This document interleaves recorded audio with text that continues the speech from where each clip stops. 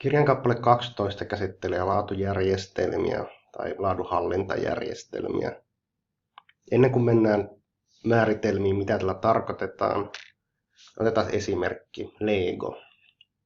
Mä olin itse 2009 tuolla Veronassa kuuntelemassa tämän Cornelis Feschlausin esitystä Legon laatujärjestelmätyöstä.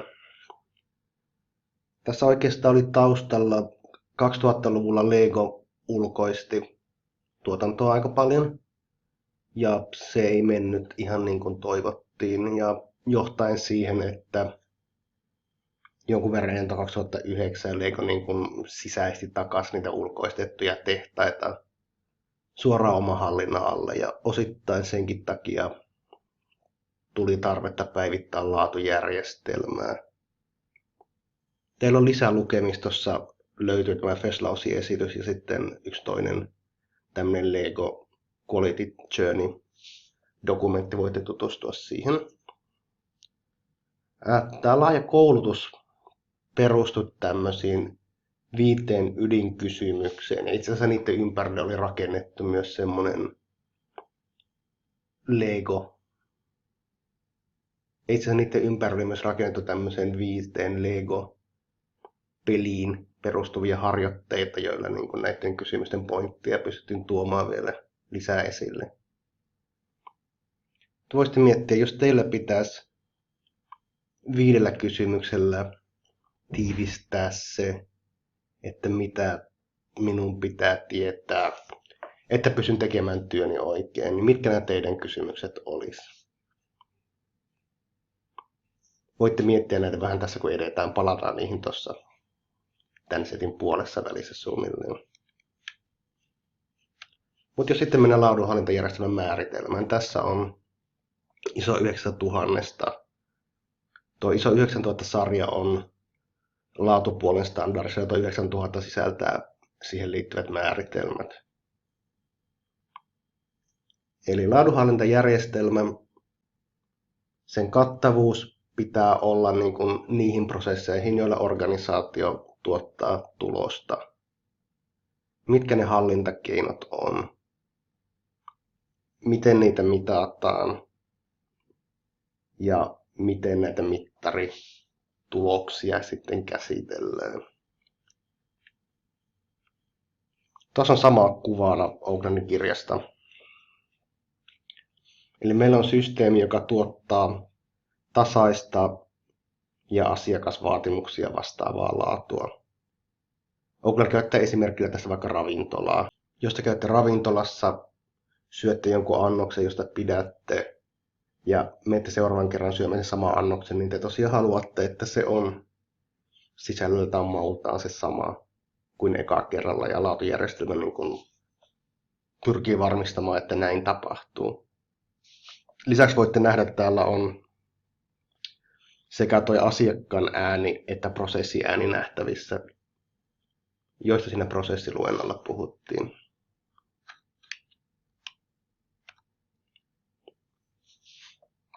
Tärkein standardi laadunhallintaan liittyviä ja varmasti tärkein johtamisstandardi ylipäätäänkin on ISO 9001. Ja sen mukainen sertifikaatio on hyvin usein edellytys johonkin hintatarjouskilpailuun pääsylle ylipäätään. Mitä se sisältää on standardoidut vaatimukset laatuhallintajärjestelmälle. Eli jos teillä on kolmannen osapuolen myöntämä sertifikaatti ISO 91, se tarkoittaa, että yrityksessä on laatujärjestelmä on määritelty ja on näyttöä sen käytännön toiminnasta. Muita johtamisjärjestelmän standardeja 14001, 8001 käytetään usein rinnalla tämän kanssa, nekin voi monesti olla pakollisia, varsinkin 14001. Ja ne on sisällöltään nykyään hyvin samanlaisia. Myös niin kuin vuosien varrella kaikki nämä standardit on vähän paisunut ja niiden skouppi on laajentunut. Ja se nykyään on johtanut siihen, että ne katsoo aika samoja asioita, mutta vähän niin kuin omasta spesifistä näkökulmasta, jolloin niiden yhteensovitus siinä mielessä aika luonnollista. Katsotaan tämän luennon lopussakin, mitä tarkoittaa integroidulla järjestelmillä tai integroidulla johtamisjärjestelmillä. Tuosta löydätte myös, jos haluatte katsoa tai tarvitte joskus SFS Edu, joka on Suomen standardointiyhdistyksen tämmöinen koulutussivusto. Sieltä löytyy tällainen hyvinkin laaja diasarja ISO 9 tonnin kokonaisuudesta. Siinä on tuon ISO 9001-2015 määritelmä laadunhallintajärjestelmästä.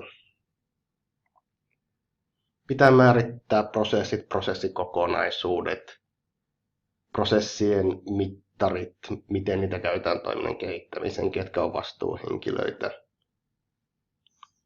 resurssointi. Lisäksi näissä uusissa standardeissa kaikissa on toi riskinäkökulma mukana. Se on tullut uutta tähän 2015 kautta Annex SL-perheeseen.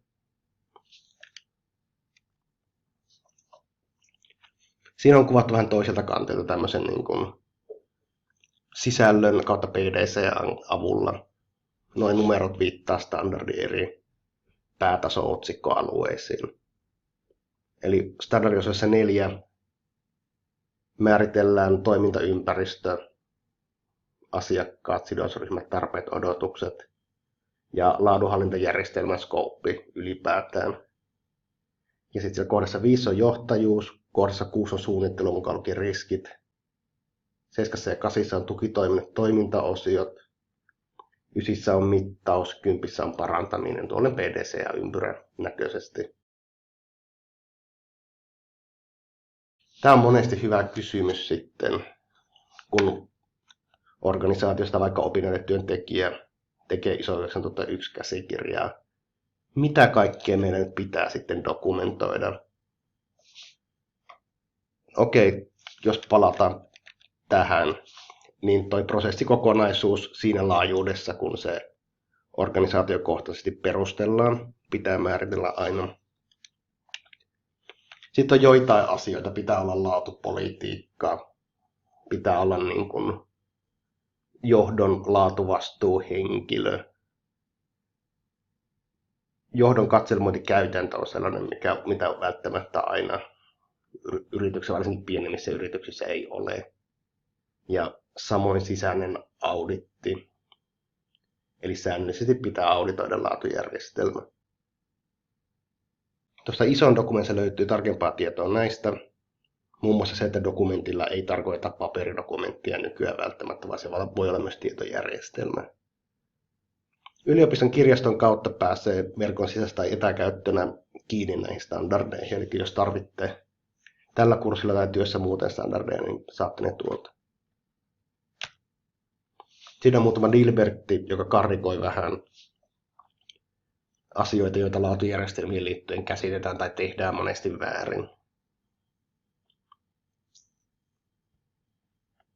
Ja jos tämän välikevennyksen jälkeen palataan takaisin tähän Lego-keissiin.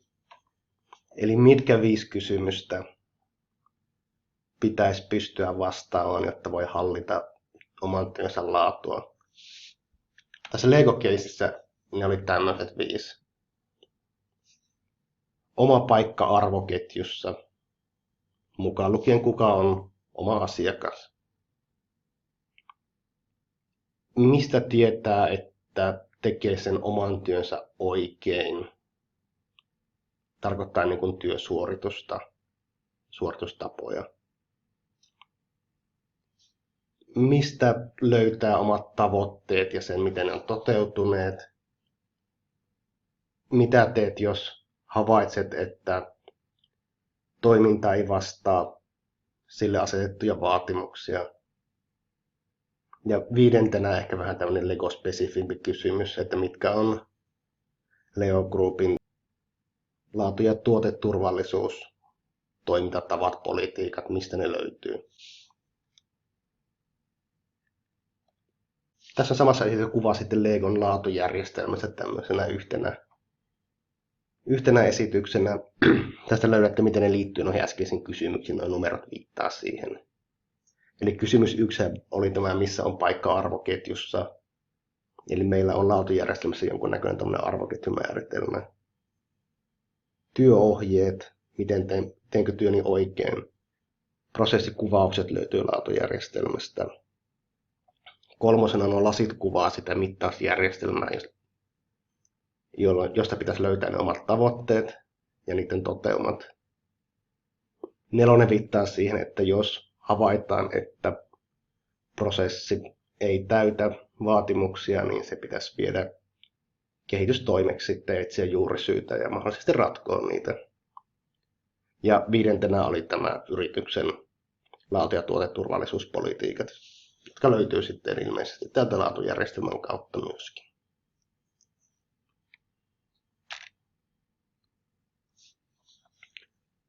Tämmöinen tapaus tehtiin kerran kandin työnä.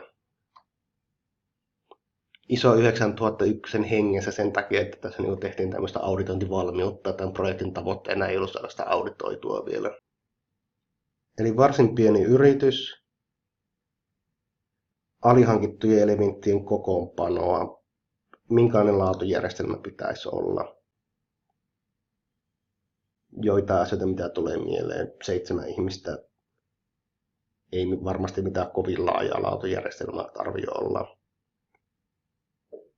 Jonkunnäköinen järkevä kuvaus yrityksen toiminnassa niistä asioista, mitkä niin kuin aidosti sen laadukkaan toiminnan kannalta on keskeisiä. Standardikin sanoo, että scopea voi määritellä yrityksen koon mukaan, että tässä pystyisi hyvin keskittymään siihen niin kuin olennaiseen toimintaan vaan. Ja saamaan sitä kautta standardinkin tarvittaessa sitten.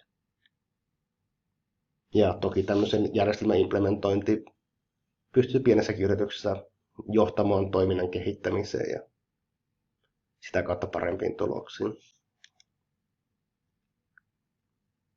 Sitten diplomityöstä, jossa tehtiin vähän isommassa yrityksessä, ISO 9001 käyttöönottoprojekti, ja siinä kehitettiin tämmöinen laatukulttuurin arviointimalli ja muutosmalli, millä tällainen projekti voidaan viedä läpi.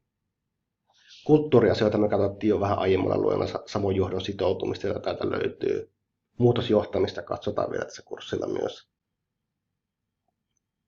Eli täältä löydätte joitain tuttuja asioita näistä niin TQM:n perusperiaatteista, joita tässä sitten mitattiin asteikolla 0–5. Tässä tapauksessa projektin alussa, projektin keskellä ja projektin lopussa katsottiin, miten tämä implementaatio niihin vaikutti. Tuo muutosmalli näette, siellä lähdetään liikkeelle nykytilasta, kulttuuriasioiden miettimisistä myös. Muutosenergian luomisesta, johdon sitoutumisesta. Ja vasta tuolla loppupäässä siirrytään sitten prosessimäärittelyasioihin tällaisiin. Vastaa aika hyvin sellaista muutosjohtamisen prosessia, mitä tälläkin kurssilla käydään. Tuo äskeinen projekti meni käytännössä näin. Eli projekti lähti liikkeelle alkuvuodesta. Selvitettiin nykytilassa olevia gappeja verrattuna siihen, mitä ISO 9001 vaatii. Perustettiin laaturyhmää, nimettiin joku ajamaan tätä projektia.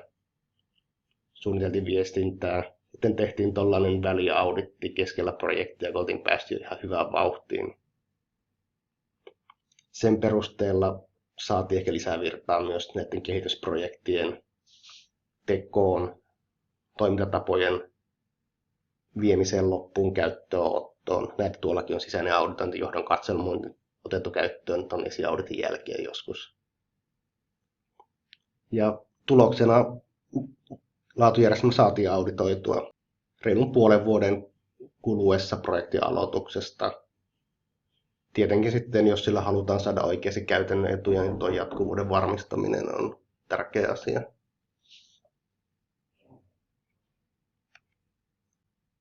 Sitten palataan vielä integroituihin johtamisjärjestelmiin, kuten lupasin. Eli integroidussa johtamisjärjestelmässä yhdistetään yleensä useampaa johtamistandardia ja niiden sisältöä. Niitä käytetään nykyään hyvin paljon. Tyypillisimpiä on joko laatu- ja ympäristöjärjestelmä tai noin edelliset plus työturvallisuutta tai joskus esimerkiksi tietoturvallisuutta.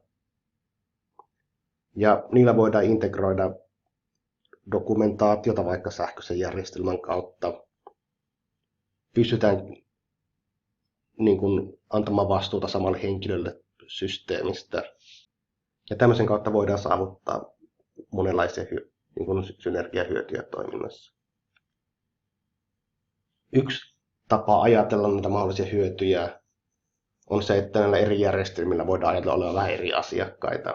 Laatujärjestelmällä on vaikka loppuasiakkaat, ympäristöjärjestelmä on erinäköisiä sidosryhmiä. Työturvallisuusjärjestelmillä yrityksen henkilöstö. Ja näitä järjestelmiä integroimalla voidaan myös niin kuin näiden tarpeiden huomiointia katsoa kokonaisvaltaisemmin. Toinen näkökulma on katsoa organisaatiokulttuurin näkökulmasta. Eli sitä järjestelmää integroimalla voidaan myös näiden eri johtamisosa-alueiden tavoitteita paremmin ohjata tähän yrityksen strategisiin tavoitteisiin. Tämmöinen kulttuurinäkökulma. Ja kolmantena tämmöisiä niin kuin käytännön synergioita. Siellä on strategiaa, siellä on kulttuuri ja sitten kolmantena on ihan dokumentaatioon liittyvä. Pystytään yhtenäistämään, ehkä myös keventämään dokumentaatiota, tekemään vaikka yhteisiä auditteja koko johtamisjärjestelmään, jos saadaan useampia auditti kuitattua kerralla. Niitä etuja voi saada useammalla tasolla. Nämä uudet standardit, muun muassa ISO 9001, ISO 9001, on kaikki tehty tämmöisen ison Annex SL:n mukaisesti, joka yhtenäistää niiden sisältöä. Tuossa näette rinnakkain ISO 9001 ja ISO 9001 sisällön. Näette, miten tuo päätason rakenne on sama,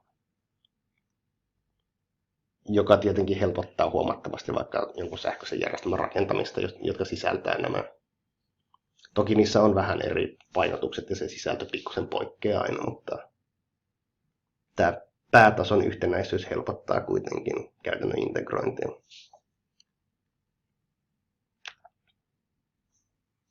Ja 4001 on jo julkaistu uudet versiot aika äskettäin.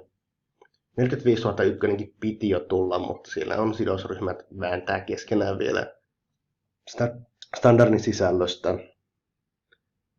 Ja tällä hetkellä se on aikaisin 2017 lopussa, ja sanamuoto viittaa, että se ei välttämättä ole silloinkaan vielä valmis kyllä, mutta se varmasti tulee jossain vaiheessa.